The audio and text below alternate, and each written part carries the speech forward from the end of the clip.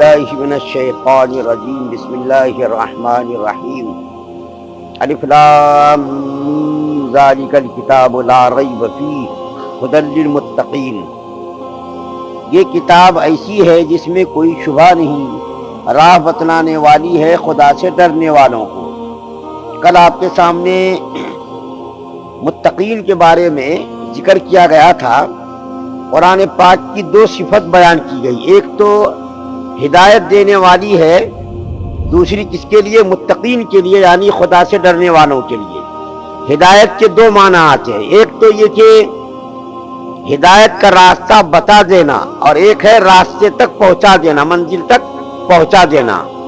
ایک تو یہ ہے کہ آدمی کو کہہ دے کہ دیکھو بھائی ٹاور جانا ہے، سیدھا چلے جانا، پھر ادھر مڑ جانا، ادھر ٹاور ہے۔ ایک ادھر سے جانا ہے، کسائی کے محلے کے قریب سے گلی گئی ہے، ادھر مڑ جانا، پھر ادھر مڑ جانا، یہ ایک پیچ والا راستہ ہے۔ دوسرا کیا ہے؟ ان کا ہاتھ پکڑنا، دیکھو بھائی چلو میرے ساتھ، لے جا کر کے ٹاور تک پہنچا دینا کہ دیکھو یہ ٹاور ہے۔ تو دونوں قسم میں سے دوسری قسم مراد ہے یہاں۔ ایک تو ہدایت عام ہے، کافر کے لیے، مسلمان کے لیے، سب کے لیے عام ہے۔ اللہ تعالیٰ نے قرآن نازل کر دیا، رسول کو بھیج دیا، دیکھو یہ ہدایت کا راستہ ہے، یہ جو ہے تم کو ماننا ہے، اس سے تم کو رکنا ہے، توحید کو مانو، اللہ کو مانو، رسول کو مانو، جن جن چیزوں کے کرنے کا اللہ اور اس کے رسول نے حکم دیا یہ کام کرو، جن جن چیزوں سے روکا ہے اس سے رک جاؤ۔ ایک تو یہ ہدایت عام ہے سب کے لیے، کافر کے لیے، مسلمان کے لیے۔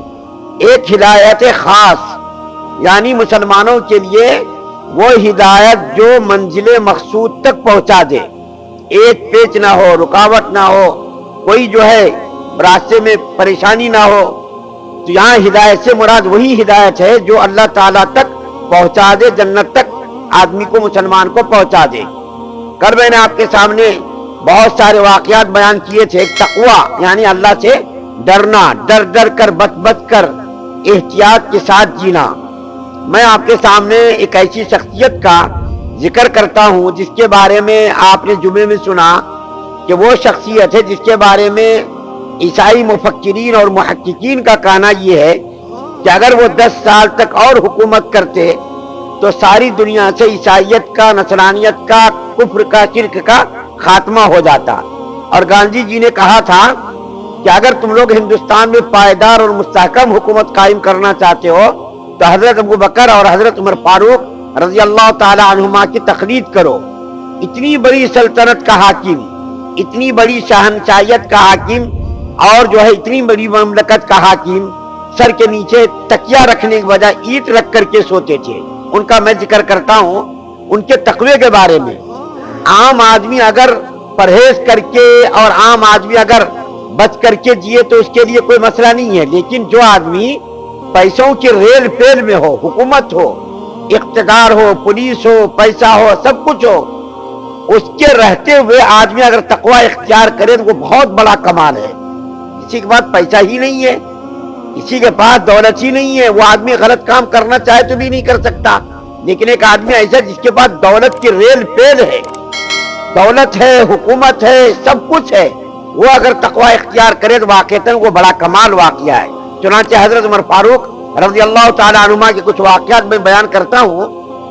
یہ باتیں اس لیے کر رہا ہوں تاکہ ہمارے ذہنوں میں بیٹھے اتنی بڑی سلطنت کا شہنشاہ، جس سے کہ روم اور ایران کے لوگ ڈرتے تھے، شہنشاہ ڈرتے تھے، اس کا دیکھیے تقویٰ، اس کی پرہیزگاری، خوف خدا کا کیا عالم تھا۔ ایک مرتبہ حضرت عمر فاروق رضی اللہ تعالیٰ عنہ کی طبیعت خراب ہو گئی اور اس بیماری میں شہد کے استعمال کرنے کی ضرورت تھی۔ تو لوگوں نے کہا کہ حضرت شہد بیت المال میں ہے، آپ منگا لیجئے۔ تو حضرت عمر فاروق رضی اللہ تعالیٰ عنہ اگر اشارہ کر دیتے کہ بھائی شہد کا جو ہے لا دو برتن، شہد کی پوٹلی لا دو، یا شہد کی کپی لا دو، تو کوئی بھی لا کر کے حاضر کر سکتا تھا۔ لیکن حضرت عمر فاروق رضی اللہ تعالیٰ عنہ مسجد نبوی میں آئے اور منبر پر کھڑے ہوئے اور لوگوں سے خطاب کر کے فرمایا، دیکھو بھائی میری طبیعت خراب ہے اور مجھ کو شہد استعمال کرنے کی ضرورت ہے، اگر تم لوگ اجازت دو تو میں شہد کا استعمال کر لوں، اور اگر تم لوگ اجازت نہ دو پھر میں شہد کا استعمال نہیں کروں گا۔ منبر پر کھڑے ہو کر کے خطاب کر رہے ہیں، لوگوں سے اجازت مانگ رہے ہیں۔ कैसी तवाज़ो, कैसा तकवा, कैसी परहेजगारी। हजरत उमर फारूक जिससे शैतान डरता था, जिसकी शान में कुरान पाक की 20-22 आयत उतरी हैं, यानी जो हजरत उमर फारूक की राय थी अल्लाह ताला ने उसी के राय के मुताबिक कुरान की आयत उतारी है। कितना बड़ा इनका मकाम था कि शहद जो एक मामूली चीज है उसकी इजाजत लेकर के लोगों से इस्तेमाल कर रहे हैं। इसी तरीके से एक मर्तबा बहरीन से मुश्को अंबर आया, बड़ी कीमती खुशबू होती है, मुश्को अंबर आया तो इन्होंने ऐलान किया कि कोई अगर औरत हो जिसको तौलने की माहिर हो, उसको तौलना आता हो, तो मैं ये शहद ये मुश्को अंबर में तलवा दूं और लोगों में तकसीम करा दूं। जिनकी बीबी जिसका नाम आतिका था, उन्होंने कहा अमीरुल मोमिनीन मैं नापने में तौलने में बड़ी माहिर हूँ, अगर आपकी इजाजत हो तो मैं उसको तौल दूं। तो हजरत उमर फारूक रजी अल्लाह तआला अन्हु ने फरमाया नहीं, तुमसे नहीं तुलवाऊंगा। उन्होंने कहा क्यों, मैं तो दूसरी औरत भी तोलेगी और मैं भी तोलूंगी, उससे क्या फर्क पड़ने वाला। कहा नहीं, जब तुम उस मुश्को अंबर को तौलोगी जाहिर बात है हाथ लगेगा और हाथ में खुशबू लगेगी और खुशबू जब लगेगी तो तुम चेहरे पर इधर उधर मलोगी तो दूसरों से ज्यादा तुमको खुशबू मिल जाएगी। मुश्को अंबर का मकसद क्या है, खुशबू लेना, और तुम्हारे हाथ में वो खुशबू लगेगी तो तुम चेहरे पर मलोगी, इधर उधर कपड़े में लगाओगी तो ज्यादा तुम्हारे हिस्से में खुशबू आ जाएगी। हालांकि अगर कोई भी तौलती तो खुशबू तो लगने की थी चीज, लेकिन हजरत उमर फारूक रजी अल्लाह तआला अन्हु का तकवा देख के उन्होंने अपनी बीवी को तौलने से मना किया, नहीं तुम नहीं तौलना, क्यों तुम्हारे हाथ में खुशबू लगेगी, उससे जो है ज्यादा तुम्हारे हिस्से में खुशबू आ जाएगी। तो हजरत उमर फारूक रजी अल्लाह तआला अन्हु ने मना कर दिया, नहीं उसको तुम नहीं तौल सकती हो। इनके बेटे ने कुछ ऊंट बैतुल माल की जमीन पर ऊंट को चराया, यहाँ तक कि वो ऊंट तंदुरुस्त हो गए, मोटे फरबा हो गए।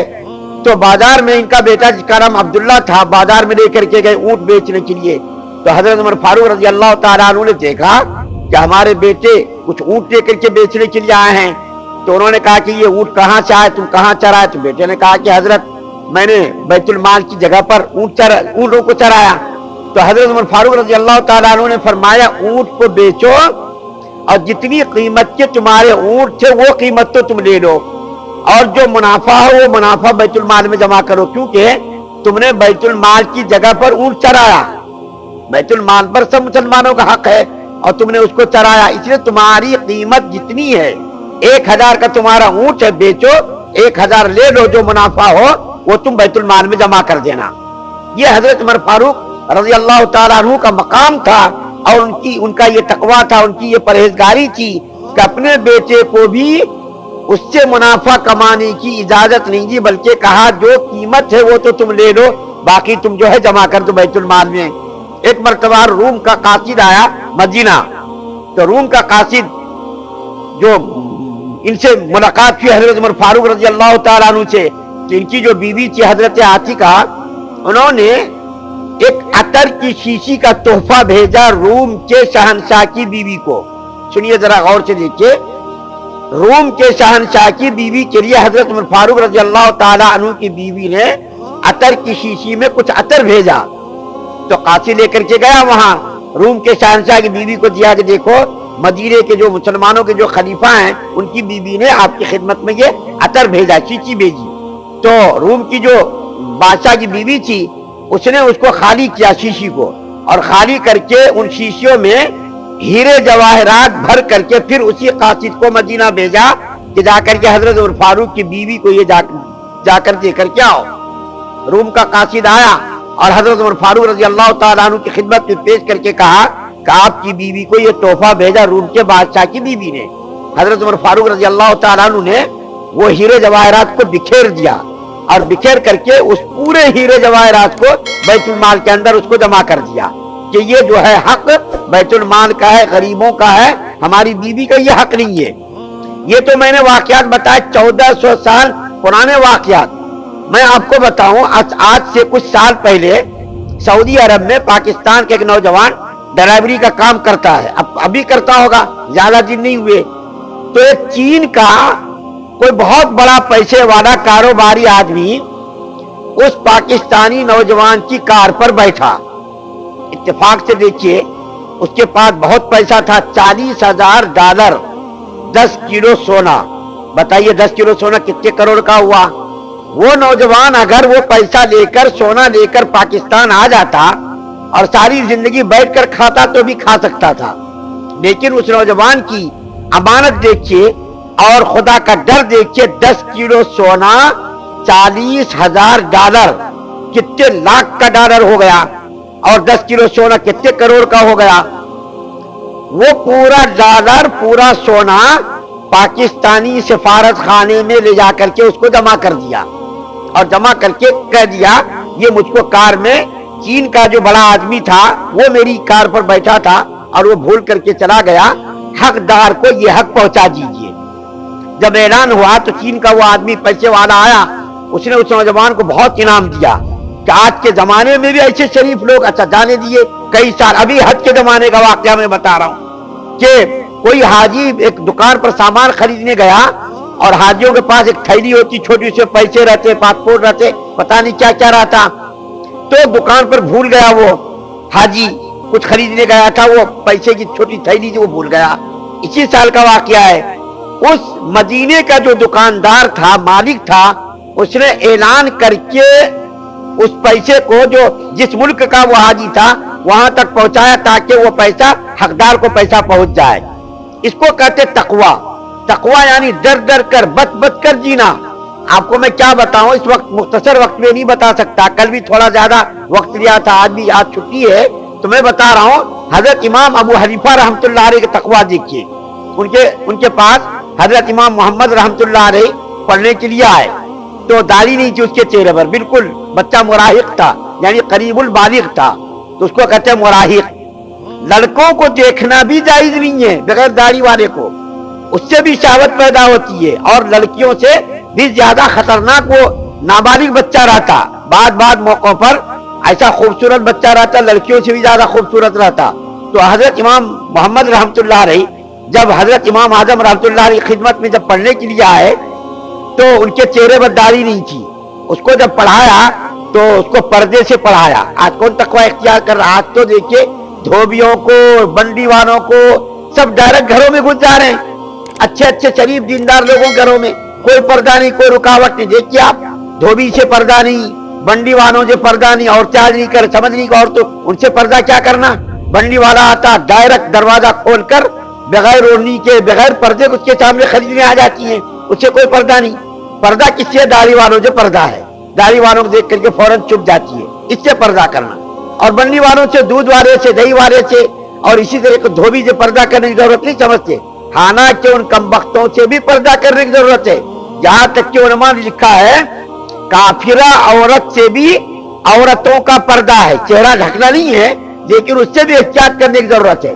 जब काफिरा औरत से मुसलमान औरत का पर्दा करना है तो बताइए ये धोबी वाले, बंडी वालों से पर्दा करना नहीं है।